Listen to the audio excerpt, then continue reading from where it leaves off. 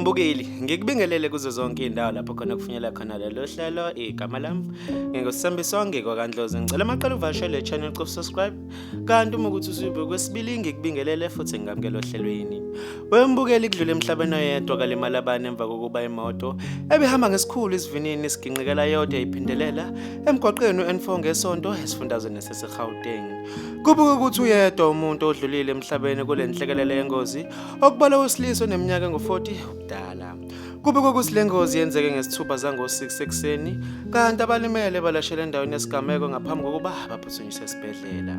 Wembukeli namanje ayikaziwa imbangela yale ngozi kanti amaphoyisa asaphenya. Mbukeli, bekuyizona-ke lezi bengikuphathele zona kuleli hora. Ngizocela ubeke uvo lwakho kwi-comment section mayelana nalolu daba. Ngizokubona kwenye ividiyo elandelayo. Sale kahle.